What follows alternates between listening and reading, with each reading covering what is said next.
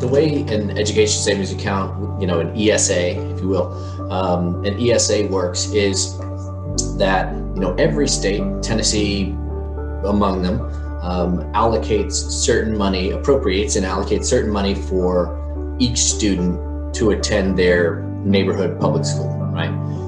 In Tennessee, the amount spent per pupil on average is somewhere in the $11,000 to $12,000 per pupil per year range. That's real money. $11,000, $12,000 that'll spend.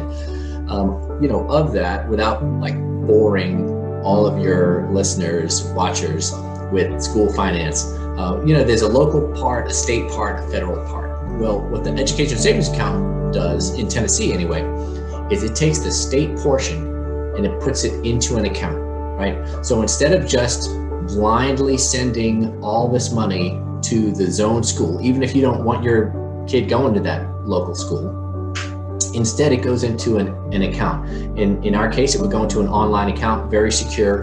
And from that account, a parent can spend it. They can direct the money towards the education, provider that makes sense to them, right? So you'd spend it, the biggest chunk would likely go to a private school. And that can be a faith-based school. It can be an all-boys school, an all-girls school, right? Elementary all the way up through high school.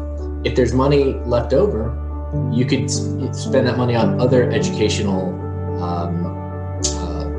needs. So tutors at home, or what about test prep? Or, we're doing this, everybody now. How many of us as parents, I know I did, had to buy laptops for their little ones this year, or maybe Kindles, other electronic things, right? You could use the money for that. Money that's left over can roll over. So it's actually a really powerful vehicle. One of the amazing things, frankly, is that the money can roll over. You can use it for higher education eventually. You can use it for college credit. So it's pretty flexible. All the while, it's saving districts money. So, if you are a fiscal conservative, and I am, I mentioned that we're spending about $11,000 per pupil on students. Well, the ESA is just the state portion, and that works out to be, call it $7,300. Well, that gap, most of that gap stays with the county. So you're actually saving money, you're giving parents what they actually want, and you're serving students, right? Most important, because by the way, I would actually spend more money if students were better served. I wouldn't mind that. Yeah.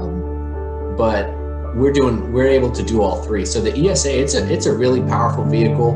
There's ESAs now in North Carolina, Florida, Arizona, Mississippi. I'm missing a few, and Tennessee actually has one for students with special needs. So this should not be controversial.